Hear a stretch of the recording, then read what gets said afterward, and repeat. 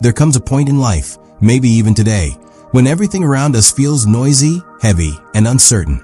We scroll through perfection. We walk through performance. And yet inside we're wondering, am I even making a difference? Does any of this matter? We live in a world obsessed with validation, likes, praise, applause. But deep down we're tired. Not just physically, but spiritually.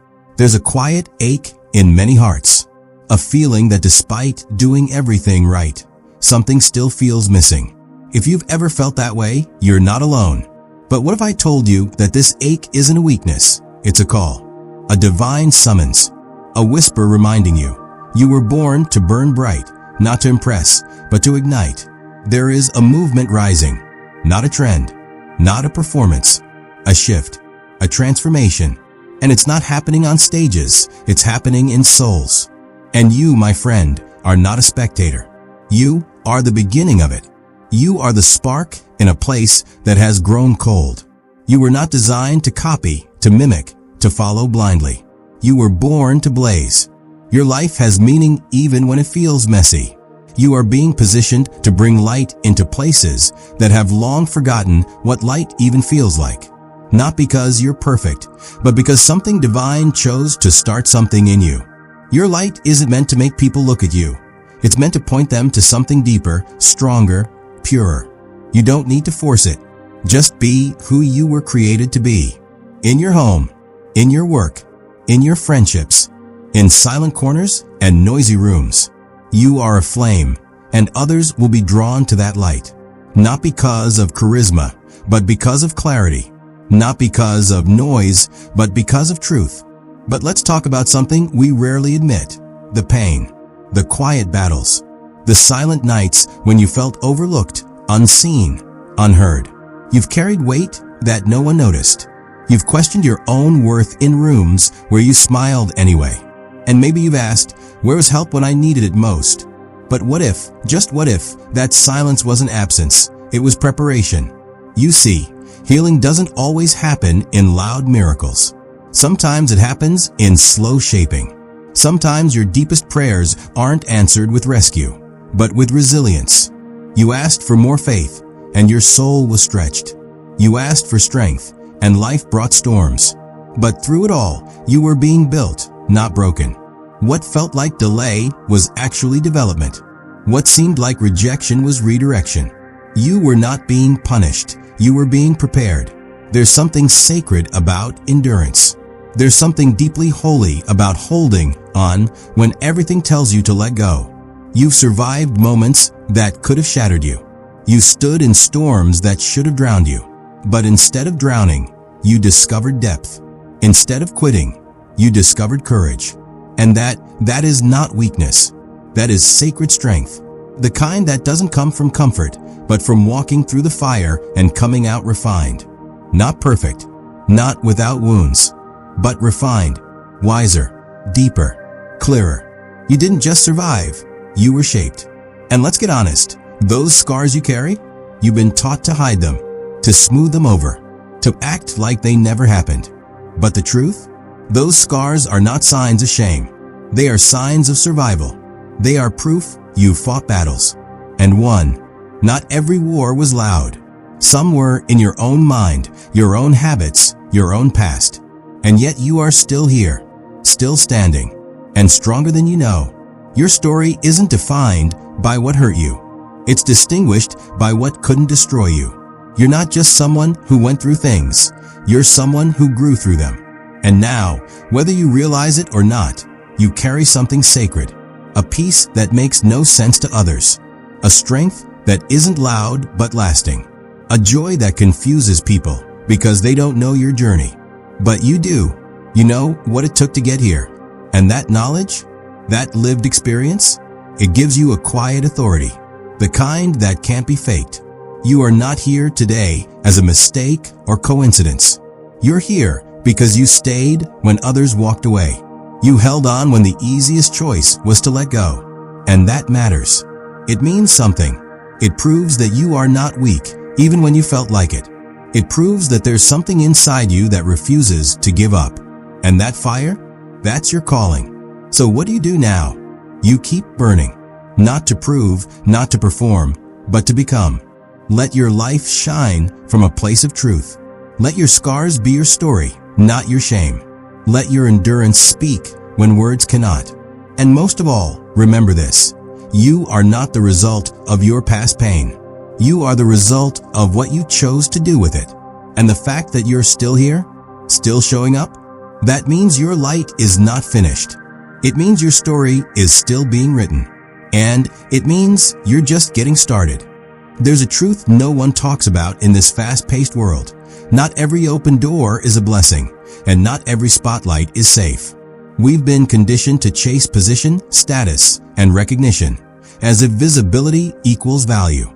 But what if real promotion isn't about being seen, but being sent? What if it's not about climbing ladders, but about carrying weight, spiritual weight, emotional weight, the kind of responsibility that changes lives, not just resumes? You're entering a season where doors will open. Rooms you once felt unqualified to enter will welcome you in. Your voice will be heard in spaces you used to feel invisible in. But listen closely. This isn't happening because of how loud you shouted. It's happening because of how deeply you listened. You chose presence over popularity, devotion over display. You didn't climb over others, you served beneath them. And because of that, you are not just being promoted, you are being trusted. You are not being handed a platform. You are being entrusted with people, broken people, wandering people, people who aren't looking for perfection, they're looking for peace. And they won't be drawn to your performance. They'll be drawn to your presence, your stillness, your sincerity, the way you look into their eyes and see them, really see them, the way your life speaks even when your mouth is silent.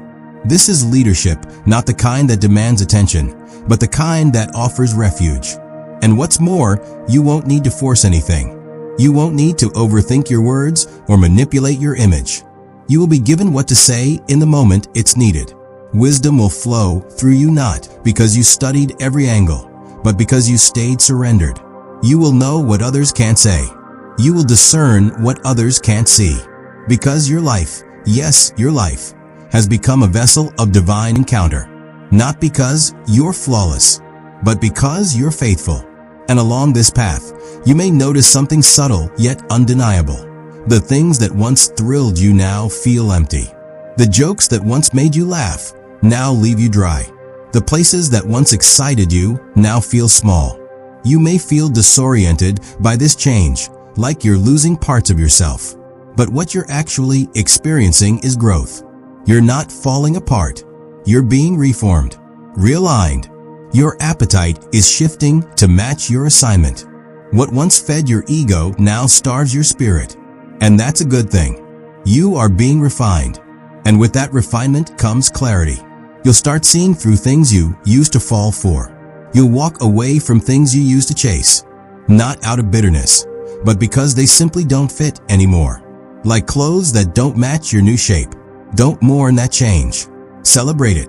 It's the evidence that you are maturing. And maturity always leads to greater purpose. That's when something beautiful happens.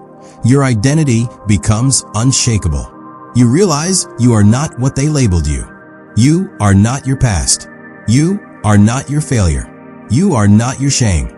You are not your trauma. You are not even your achievements. You are chosen. You are set apart. You are deeply loved, not for what you do, but for who you are becoming. Ready for what? Ready for doors that scare you. Ready for tables you thought were out of reach. Ready for connections that don't make sense on paper, but feel orchestrated from above. You won't need to fake confidence. Your endurance is the evidence. You stayed. You obeyed. You didn't quit. You stayed humble when pride would have felt justified. You served in the shadows. You forgave when it hurt. And that posture? That's what qualifies you now. You've also learned something very few ever do. The power of being misunderstood. The blessing of rejection. You no longer need validation from people who never saw the real you. You're not building your future on applause. You've heard a deeper voice. A voice that calls you beloved. And that changes everything. That voice gives you authority, not to impress others, but to impact them. Because what you carry now isn't theory. It's revelation. A truth you didn't read in a book, but lived in your bones. You carry a message with weight, and that weight will open doors. Some of those doors will scare you. You'll be tempted to question your worth again. But hear this, if the door opens, it means you're ready. Walk through, not in arrogance, but in assurance. You don't need to fight for a place anymore. You belong where you've been placed. You are not stepping into fame. You are stepping into faithfulness. You are not a performer. You are a carrier of peace, of truth, of purpose. You've been set apart not to be admired, but to awaken others, to lead them not with noise, but with grace. And that is what changes the world.